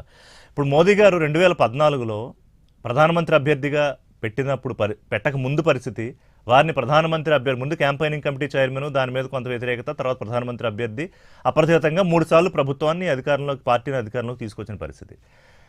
సేమ్ కంపారిజన్ రేవంత్ రెడ్డి, ఆయన పీసీసీ చీఫ్ కాకముందు కాంగ్రెస్ పార్టీ పరిస్థితి, పీసీసీ చీఫ్ అయ్యి ఆయన తర్వాత ముఖ్యమంత్రి సంబంధించి ఇంకా ఆయనే అవుతాడు, అభ్యర్థి ముందేం ప్రకటించలేదు కానీ. సో ఈ కంపారిజన్లో దాదాపుగా రేవంత్ రెడ్డిని మోదీని పోల్చి చూస్తారు ప్రకాష్ రెడ్డి గారు. క్విక్గా చెప్పేస్తే నేను దిలీప్ గారి దగ్గరికి వెళ్తా. సో ఇప్పుడు ఎవరు ఇంకా ఓన్ ఇమేజ్ బిల్డ్ చేసుకోవడం వల్ల ఇవాళ మోదీ వల్ల బీజేపీ అధికారంలో ఉందా, లేకపోతే బీజేపీ వల్ల మోదీ గారికి ఓన్ ఇమేజ్ పెరిగిందా అన్నట్టే రేవంత్ రెడ్డి గారి విషయంలోనూ ఉంటుంది. నేను దాంట్లో ఋషి గారు నేను చాలా క్లారిటీ చెప్తున్నాను. చెప్పండి. రేవంత్ రెడ్డి గారు కాంగ్రెస్ పార్టీ ఇమేజ్ కంటే ఎక్కువ తన సొంత ఇమేజ్ బిల్డ్ చేసుకున్న ప్రయత్నాల్లోనే అప్పుడప్పుడు మమ్మల్ని అడుగుతుంటారు ఈ ప్రశ్న, మోడీ గారు ఒక్కసారి ప్రెస్ మాట్లాడరా అని. ఈ చిట్ చాట్లు అనేది మోడీ, నేను నా సలహా ఇస్తున్నా, దిలీప్ గారి ద్వారా ఇస్తున్నా, తీసుకొని నేను కానీ ఎక్కువ తక్కువ మీడియా దగ్గర చిట్ చాట్లు పెట్టాల్సిన అవసరం లేదు సార్. ప్రతి దాని కూడా చిట్ చాట్లు, ఇప్పుడు కిషన్ రెడ్డి గారు ఇట్లా చేశాడు అట్లా చేశాడు చిట్ చాట్లు చెప్తున్నాడు రేవంత్ రెడ్డి గారు. చిట్ చాట్లు తగ్గించి మీరు బహిరంగ సభలో మీకు మాట్లాడే అవకాశం వస్తుంది, మీకు ఇంకో దగ్గర మాట్లాడే అవకాశం వస్తున్నప్పుడు చిట్ చాట్ల పేరు మీద అనవసర విషయాలు మాట్లాడి పార్టీ పరువు లేదా వ్యక్తిగత పరువు. పాపారావు గారు వస్తాం మీ దగ్గరికి ఒక నిమిషం. దిలీప్ గారు నాకు ఇప్పుడు కాదు ఇప్పుడు ఒకటి దిలీప్ కుమార్ గారు, రాజశేఖర్ రెడ్డి జాతీయ పార్టీని ఒక ప్రాంతీయ పార్టీలో నడిపించిన నాయకుడు అని మనం అనేక సందర్భాల్లో చెప్పుకున్నాం, మీకు తెలుసు, దగ్గరగా చూశారు. సో ఇవాళ కేసీఆర్ సరే ప్రాంతీయ పార్టీ నాయకుడే, ఆయన ఏం చెప్తే అదే వేదం ఇవాళ. కానీ కాంగ్రెస్ పార్టీలో ఇవాళ రేవంత్ రెడ్డి కూడా ఒక ప్రాంతీయ పార్టీ నాయకుడిలాగా బలపడి పార్టీని అధికారంలో తీసుకొచ్చి నడిపిస్తున్నాడని మొదట్లో అన్నారు. కానీ ఈ ఏడాదిలో ఎందుకింత మార్పు? ఎవరు అసహనంతో ఉన్నారు? ముఖ్యమంత్రి అసహనంతో ఉన్నాడా, లేకపోతే ఆయన సహచరుల అసహనంతో ఉన్నారా, పార్టీలో నాయకుల అసహనంతో ఉన్నారా? నేను 2 అంశాలు చెప్తా. ఒకటి ఏంటంటే ప్రకాష్ రెడ్డి గారికి తెలియదని కాదు, గవర్నమెంట్ ఆఫ్ ఇండియాలో సపోజ్ ఒక 100 ఫైల్స్ వచ్చాయనుకోండి, ప్రైమ్ మినిస్టర్కి 5 ఫైల్స్ పోతాయి. 95% ఫైల్స్ ఆ కన్సర్న్ మినిస్టర్ యొక్క డెసిషన్ మీద ఆధారపడి ఉంటుంది. అంత ఇండిపెండెన్స్ ఉంటుంది ఏది గవర్నమెంట్ ఆఫ్ ఇండియా అడ్మినిస్ట్రేషన్. పాలసీకి 5 పోతాయి. అట్లాంటి పరిస్థితుల్లో కూడా మోడీ అందరిని నియంత్రించుకున్నాడు. అంతా తానే అయ్యి మోడీ తప్ప అసలు బీజేపీ పార్టీ మనలేదనేటువంటి పరిస్థితి తీసుకొచ్చాడు. అంటే ఆ సిస్టమ్కు విఘాతం కలిగించాడు. ఇక్కడ స్టేట్లో ఉన్న, నేను చాలా ఏళ్ళు పనిచేశాను బ్యూరోక్రాట్గా, ఇక్కడున్న పరిస్థితి ఏంటంటే మీకు 100 ఫైల్స్ ఇక్కడ వస్తే 65% మాత్రమే మంత్రి పరిధిలో, 35% మాత్రమే మంత్రి పరిధిలో ఉంటాయి. 65% సీఎం కాన్సెంట్కి పోతాయి, అంటే అప్రూవల్కి పోతాయి. అంత తేడా. 65% ఇక్కడ సీఎం మీద మీరు డిపెండ్ కావాల్సిందే, పాలసీ డెసిషన్స్ ఏవైనా సరే. సో మంత్రులకు ఉండే స్వేచ్ఛ 35%. కేంద్రానికి రాష్ట్రానికి అంత వ్యవస్థ ఉంటుంది, వ్యత్యాసం ఉంటుంది. నేను అక్కడ పనిచేసా, ఇక్కడ పనిచేసా. ఇంకొక అంశం మీరు అన్నారు కదా, ఈయన మీకు అసలు నిజానికి BJP party, BRS party, Congress party ఈ 3 కూడా ఎలక్షన్స్కు 1 year ముందు ఒక ట్రయాంగిల్ షేప్లో ఉన్నాయి. అంటే హంగ్ అసెంబ్లీ వస్తుందేమో, తలా 30-40 సీట్లు పంచుకుంటారనే ఒక వాతావరణం ఉన్న సందర్భంలో అకస్మాత్తుగా బండి సంజయ్ని తీసేశారు. అది ఎందుకు తీశారో ప్రకాష్ రెడ్డి గారు చెప్పాలి వీలైతే. ఆయన తీసిన తర్వాత అది కొలాప్స్ ఎట్లా అయిపోయిందంటే సింగిల్ డిజిట్కి పరిమితం అయిపోయింది. 20-30 సీట్లు వస్తాయన్న బీజేపీ సింగిల్ డిజిట్ పరిమితం అయిపోయింది. అప్పుడు మా కాంగ్రెస్ లో కాస్త ఊపు వచ్చింది. ఆ ఊపు వచ్చినప్పుడు దాన్ని ప్రాపర్ గా సింకరైజ్ చేసి పెద్ద సమావేశాలు పెట్టి మా హైకమాండ్ తీసుకొచ్చి ఇక్కడ ఒక అద్భుతమైన రీతిలో రేవంత్ రెడ్డి ఆర్గనైజ్ చేయలేడు. దానివల్ల ఆయన ఎమర్జ్ అయ్యాడు. కేసీఆర్ ను కొట్టాలనేటువంటి తాపత్రయం ప్రజలందరి లోపల ఉన్నప్పుడు అందరు కూడా అన్ని సెక్షన్స్ కూడా ఈయన దిగిపోతారన్న సందర్భంలో ఎవరు ఆల్టర్నేటివ్ అని చూస్తే బీజేపీనా కాంగ్రెసా అన్న వాళ్ళందరూ కూడా కాంగ్రెస్ వైపు షిఫ్ట్ అయ్యారు. Because of Revanth Reddy's aggressive speeches. ఇప్పుడు ఏ స్పీచ్లు అయితే మనం తప్పుపడుతున్నామో ఆ స్పీచ్లతో, అగ్రెసివ్ స్పీచ్లతో ఆయన పోటాపోటీగా కేసీఆర్ ధీటుగా తయారయ్యారు. ఆ కారణం చేత కాంగ్రెస్ ఆల్టర్నేటివ్ గా భావించి బీజేపీ కూడా తిరస్కరించి బీఆర్ఎస్ ను ఓడించి మాకు పట్టం కట్టారు. ఎస్, ఇంతకుముందు చెప్పా, స్టెబిలైజేషన్ కి మాకు సమయం పడుతుంది. ఎలక్షన్ హామీలు ఇచ్చినంత వేగంగా మేము దాన్ని ఇంప్లిమెంట్ చేయలేకపోతున్నాం. నేను చెప్పడం ఏంటి, అసెంబ్లీ సాక్షిగా మీరే ఎన్నో ఉదాహరణలు చెప్పారు. సీఎం చెప్పుకుంటున్న భాష ఏంటో అది వాస్తవం. అంత మాత్రం చేత సీఎం కు గ్రిప్ లేదని, లేకపోతే కోహెసివ్ గ్రూప్ గా పనిచేయట్లేదని ఇంతమంది చెప్పండి. కలెక్టివ్ రెస్పాన్సిబిలిటీ క్యాబినెట్ అని. కాంగ్రెస్ లో మీరే అన్నట్టుగా ఫ్రీడమ్ ఎక్కువ ఉంటుంది. కొన్ని సందర్భాల్లో ఎవరో ఒకళ్ళు నేను మాట్లాడుతుండొచ్చు, కానీ అంత మాత్రం చేత సీఎం పవర్ మనం తగ్గిందని అనుకోవడానికి వీల్లేదు. ఒకప్పుడు కాంగ్రెస్ సీల్డ్ కవర్స్ లో సీఎంలను పంపేది, లేదా 2 ఏళ్లకు ఒకళ్ళు మార్చేది. ఆ కల్చర్ స్వస్తి చెప్పింది కాంగ్రెస్. మీకు జ్ఞాపకం ఉంటే గత 10-15 ఏళ్లుగా ఎక్కడన్నా ఒకళ్ళు అధికారంలో ఉంటే వాళ్ళకే టోటల్ గా ట్రస్ట్ పెట్టి వస్తుంది తప్ప తీసే ఇప్పుడు మీ బీజేపీకి మార్చుకుందిలేండి. అది కాంగ్రెస్ లో పోయింది, బీజేపీ తీసుకుంటుంది. ఆ మోడల్ బీజేపీ తీసుకుంటుందిలేండి అంటున్నా. ప్రకాష్ రెడ్డి గారు ఒప్పుకోరు కానీ ముఖ్యమంత్రులు మార్చే మోడల్ బీజేపీ కూడా తీసుకుంటుంది. కరెక్ట్. ఎగ్జాంపుల్ చెప్తాను. రైట్ అంటే ఓకే వదిలేద్దాం దాని గురించి నేను లైటర్ లో అన్నాను కానీ ఒకప్పుడు వాజ్పేయి అద్వానీ కాంబినేషన్ లో ఏ వాల్యూస్ ప్రిన్సిపల్స్ కు కట్టుబడి బీజేపీ పార్టీ ఉందో ప్రకాష్ రెడ్డిని గుండె మీద నిజాయితీ పడు గుండె మీద చేసుకొని చెప్పండి. అమిత్ షా అండ్ మోడీ కాంబినేషన్ అట్లా నడుస్తుందా? ఆ పాలిటిక్స్ అవును సార్, కాలానికి తగ్గట్టు రాజకీయాలు మార్చుకోవాలి. ప్రకాష్ రెడ్డి గారు అదే చెప్తారు. ఆ కాలంలో రాజకీయాలు చేస్తే 15 రాష్ట్రాల్లో సొంతంగా 18 రాష్ట్రాల్లో సొంతంగానే మిగతా రాష్ట్రాల్లో అన్ని కలిపి 23 రాష్ట్రాల్లో అధికారంలో ఉంటుందా బీజేపీ? నేను అనేది ప్రజల యాక్సెప్టెన్స్ మీకు మేజర్ పీపుల్కి వచ్చి ఉండదు. మోడీ పరిపాలనలో మంచి జరిగింది చెడు జరిగిందంటే మంచి జరిగిందని నేను కూడా ఒప్పుకుంటా, కొంత కాదని కాదు. కానీ నేను అనేది ఏంటంటే ఒక డిక్టేటర్షిప్. నేను అనడం ఏంటంటే సుబ్రహ్మణ్య స్వామి లాంటి బీజేపీ లీడర్ అన్నాడు థర్డ్ టైం కనుక మోడీ వస్తే హిట్లర్ అవుతాడు అన్నాడు. నేను ఇందాక మీరు ఇక్కడ నేను రేవంత్ రెడ్డిని హిట్లర్ అంటలేదు. మోదీని రేవంత్ రెడ్డిని ఎందుకు పోల్చానంటే నేను ఈ అగ్రెసివ్నెస్సే, ఈ వన్ మ్యాన్ షోయే ఇవాళ మోడీ మూడోసారి కూడా ఏంటి అతి వ్యతిరేకత ఉన్న కాలంలో 340 సీట్లు 320 వస్తాయని దానికి 240 ఇచ్చినా కూడా ఇవాళ మూడోసారి ప్రభుత్వాన్ని ఫామ్ చేయగలిగారంటే బికాస్ ఆఫ్ మోదీ. కాదని ప్రకాష్ రెడ్డి గారు కూడా చెప్పలేరు. ఏమంటానంటే మోడీ కూడా డిక్టేటర్ అయ్యాడు. ఇప్పుడు ఆయన ఒప్పుకోకపోయినా నేననేది అది పాలన ఏదో రాష్ట్రంలో కాదు, ఇప్పుడు దేశంలోనే ఒక వ్యక్తి పాలన సాగుతుంది. రైట్, ఓకే క్లోజ్ చేసే ముందు పాపారావు గారు, ఒకటి ఎప్పుడు మనం ఎంత అవాయిడ్ చేద్దామన్నా కుదరంది రాజకీయాల్లో ఏ రాష్ట్రంలో అయినా ఈ వ్యక్తిగత దోషణలండి. ఇప్పుడు రేవంత్ రెడ్డి వర్సెస్ కేటీఆర్ ఇంకా ఎక్కడి వరకు వెళ్ళిపోయిందంటే అది ముఖ్యమంత్రి స్థాయి ఇవన్నీ ఎప్పుడో పోయాలండి. కేసీఆర్ ఉన్నప్పుడు ఆయన స్థాయి గురించి పట్టించుకోకుండా మాట్లాడేవారు. ఇవాళ సీఎం రేవంత్ రెడ్డి విషయంలో అలా మాట్లాడుతున్నారు. అంటే which is a wrong president and wrong model. నువ్వు గోడ దూకుతావు, నువ్వు సొంతంగా నడుపుకుని ఎక్కడికి వెళ్తావు, ఇవన్నీ అన్వాంటెడ్ ఆర్గ్యుమెంట్స్ పాపారావు గారు. రాజకీయ నాయకులు ఒకటి మామూలుగా ఏంటంటే డైవర్షన్ కోసం కొంత దోషాలకు దిగటం ఒకటి దీనిలో భాగం. సరే తప్పైనా కానీ దాని వెనక ఒక వ్యూహం ఉంది, దాని ఒక ఆలోచనతో చేస్తున్నది ఇది. అది రెండోది ఏంటంటే ఒకటి ఒక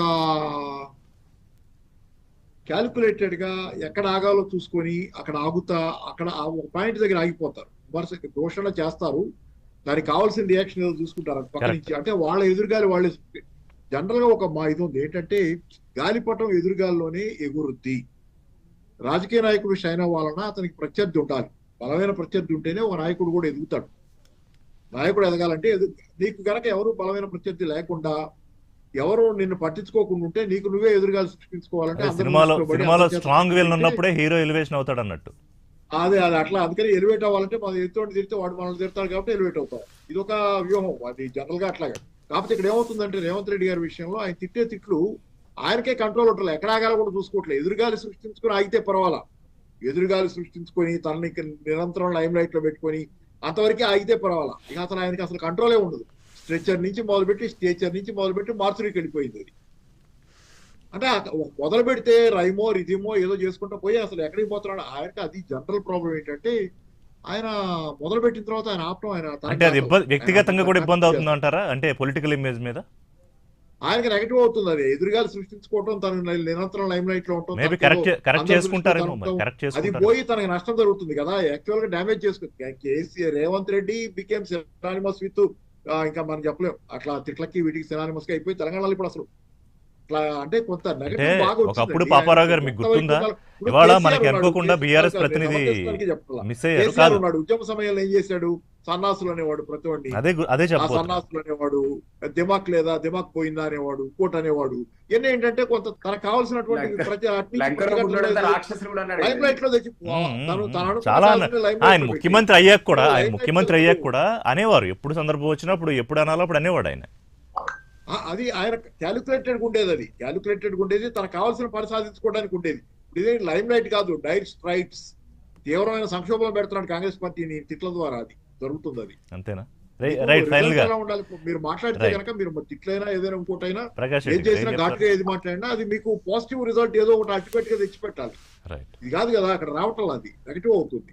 ప్రకాష్ రెడ్డి గారు, ఏంటి వీళ్ళిద్దరి మధ్య రేవంత్ రెడ్డి వర్సెస్ కేటీఆర్ మధ్యలో మీకేమైనా దొరుకుతుందా? బీజేపీకి ఏమన్నా మధ్యలో మీరు రాజాసింగ్ ఉంటాడో వెళ్ళిపోతాడో మళ్ళీ తెలీదు. కేటీఆర్ అనేటువంటి వాళ్ళ పార్టీ అయితే కేటీఆర్ పార్టీ అంటే బీఆర్ఎస్ పార్టీ, కేసీఆర్ పార్టీ అది. ఆ పార్టీకి సరే తెలంగాణ ఏ రాష్ట్రంలో అయినా మీరు చరిత్ర తీసుకుంటే ఒక ప్రాంతీయ పార్టీ పతనం ప్రారంభమైనాక మళ్ళీ ముందుకు పోయిన సంఘటన చాలా రేరెస్ట్ ఆఫ్ ది రేర్, కొద్దిగా ఉంటే ఉంటది కానీ అంటే మళ్ళీ ఒక జాతీయ పార్టీతో కలిస్తే మళ్ళీ పికప్ అవ్వచ్చు. అది కలవడానికి అవకాశం ఎంతున్నాయి సంగతి కాలం చెప్తుంది ఒకటి. రెండో అంశం వారు నేను చాలా దిలీప్ గారికి నేను మళ్ళీ వారు లేవనెత్తారు కాబట్టి చెప్తున్నాను. పార్లమెంట్ లోపల ప్రధానమంత్రి గారిని ఎవరైనా సరే, ప్రధానమంత్రి గారు మోడీ గారిని ప్రశ్నిస్తే, ఎవరన్నా ప్రశ్నించడం అంటే కాంగ్రెస్ పార్టీ నుంచి వచ్చే వాటిని ధీటుగా సమాధానాలు చెప్తుంది ప్రధానమంత్రి మంత్రుల. ఇది అర్థం చేసుకోండి. అసెంబ్లీ నడిచే తీరు మోదీ గారి మీద ఏగవాళ్తే మొత్తం ఖండాలుగా నరికేయడానికి చాలా మంది ఉన్నారు, మంత్రులు, ప్రతినిధులు. కరెక్ట్. ఈ ఇమేజ్ పర్సనాలిటీ బిల్డ్ అయింది కరెక్ట్. కాకపోతే అంటే ఎమ్మెల్యేలు, ఎంపీలు ప్రిపరేషన్, ఎంపీలు ఎంత ప్రిపరేషన్ తోటి, ఎంత డాక్యుమెంటరీ ఎవిడెన్స్ తోటి, ఎంత అద్భుతంగా రాహుల్ గాంధీ ఒక అంశాలు ఏమని అడిగితే 10 అంశాల మీద కార్నర్ చేసేటువంటి పరిస్థితి. మా అనురాగ్ సింగ్ ఠాకూర్ నుంచి మొదలు పెడితే, మా సుష్మా స్వరాజ్ కూతురు నుంచి మొదలు పెడితే, ఒక్కొక్కరు మధ్యప్రదేశ్ నుంచి ఒక అతను మాట్లాడుతున్న ఛత్తీస్గఢ్ నుంచి, ఒక్కొక్కరు దాటికి నిలబడలేకపోతుంది. ఇలాగే రేవంత్ రెడ్డి గారి మీద ఎవరన్నా అంటే ఎందుకు వీళ్ళు మాట్లాడలేకపోతున్నారు అనే దాని మీద నేను డిబేట్ ఓపెన్ చేశా. నేను అదే చెప్తున్నా. నేను ఇప్పుడు దీన్ని కంపేర్ చేస్తున్నప్పుడు వారు అన్నారు ఏంటంటే మోడీ గారు నియంత అన్నారు. నేను చాలా స్పష్టంగా చెప్తున్నాను సార్, మనం ఇంటర్నల్ విషయం తెలియదు కానీ నేను ఒక విషయం చెప్తా. మీరు డిసిసి ప్రెసిడెంట్ అపాయింట్ చేస్తే మీ ఇష్టం వచ్చిన అపాయింట్ చేస్తారు, కానీ మా డిసిసి, మా జిల్లా అధ్యక్షుని అపాయింట్ చేస్తే నేను కూడా ఒక జిల్లాకు 50 మందితో మాట్లాడి ఏకాభిప్రాయం సాధించి నామినేషన్స్ క్రియేట్ చేసి నేను ఒక 2-3 జిల్లాలో అపాయింట్ చేశాను నేను. కాబట్టి మేము ఎంత డెమోక్రాటిక్ ఉన్నాం అనేది కింద కార్యకర్తలు తెలుస్తుంది. ఇంకొకటి పార్లమెంట్ లో కూడా ఋషి గారు, పార్లమెంట్ లో కూడా మోడీ గారు మాట్లాడింది గంట సేపు మాట్లాడుతున్నారు, మిగతా వాళ్ళందరూ గంటలు మాట్లాడుతున్నారు ప్రశ్నలు సమాధానాలు. అసెంబ్లీలో కేసీఆర్ టైప్ లో 3 గంటలు మాట్లాడుతున్నారు. దిలీప్ కుమార్ 30 seconds లో క్విక్ గా ఏమైనా క్లోజ్ చేసి చెప్తారా దిలీప్ గారు? నన్ను అంటారా? నేనేమంటానంటే ఇక్కడ ఇంటర్నల్ డెమోక్రసీ ఎక్కువ ఉందని మీరే చెప్పారు, నేను కూడా చెప్పాను. మంత్రులకు స్వేచ్ఛ ఇచ్చారు మాట్లాడడానికని, అందరూ బయట మాడుతున్నారు, లోపల మాడుతున్నారు. ఈవెన్ అపోజిషన్ కూడా గతంలో లేనంత స్వేచ్ఛ. కేటీఆర్ మాట్లాడతాడు, హరీష్ రావు మాట్లాడతాడు, అందరికీ ఎంత సమయం కావాలో అంత సమయం ఇచ్చి ఒక డిబేట్ జరిగిన తర్వాత అది మనం శాతగారితనం అనుకుంటే అది తప్పు అనేది నా భావన. సో ఎక్కువ స్వేచ్ఛ ఇచ్చినా కూడా బహుశా ఇలాగే ఉంటుందా? మరి దాని మీద బహుశా చర్చ జరగాలి. కానీ మాట్లాడే స్వేచ్ఛ, లేకపోతే సమస్యలు చెప్పే స్వేచ్ఛ సభ్యులందరికీ ఇవ్వాలి. ఇప్పుడు సాటి తెలుగు రాష్ట్రంలో ఆంధ్రప్రదేశ్లో సరే ప్రతిపక్షంలాగా అసెంబ్లీకి రావట్లేదు, తమను ఎన్నుకున్న ఎమ్మెల్యేగా ఎన్నుకున్న ప్రజల గురించి మాట్లాడడానికి అసెంబ్లీకి రాకపోవడం తమను ఎన్నుకున్న ప్రజలను అవమానించినట్టే అనేది చెప్తున్నా కూడా వాళ్ళు రావట్లేదు. కానీ ఇక్కడ ఖచ్చితంగా వస్తున్నారు, మాట్లాడుతున్నారు. ఇవాళ అమ్మాయి ఏదో విషయం మీద వాకౌట్ చేసింది అనుకుంటే అవి నడుస్తూనే ఉంటాయి. కానీ సో రేవంత్ రెడ్డి గారు ఇవాళ రాష్ట్రం పరిస్థితి ఆర్థికంగా ఉన్న విషయాన్ని ట్రాన్స్పరెంట్గా చెప్తున్నాను అనుకుంటుంటే అది మరొకలాగా ఎక్స్పోజ్ అవుతోందా? దీని మీద పార్టీలో కానీ ప్రభుత్వంలో కానీ, ఎందుకంటే ఇక్కడ రాష్ట్ర ఇమేజు, రాష్ట్ర బ్రాండ్ ఉన్నాయి. కాంగ్రెస్ పార్టీయా లేకపోతే బీజేపీయా బీఆర్ఎస్ అది కాదు మన చర్చ. ఎవరు ప్రజలు నమ్ముతారో, ఎవరికి డెలివరీ చేయగలుగుతారో వాళ్ళనే మళ్ళీ ప్రజలు ఎన్నుకుంటారు. ఇప్పుడు మళ్ళీ రేవంత్ రెడ్డి గారు నేనే సీఎం అని చెప్పుకుంటున్నారు, ఇంత ఎర్లీగా కూడా ఎందుకు చెప్పుకుంటున్నారు అనే దాని మీద కూడా చర్చ జరగాలి. ఇవన్నీ కూడా రానున్న రోజుల్లో మళ్ళీ మనం మాట్లాడుకుందాం. Thank you very much Paparao గారు, ప్రకాష్ రెడ్డి.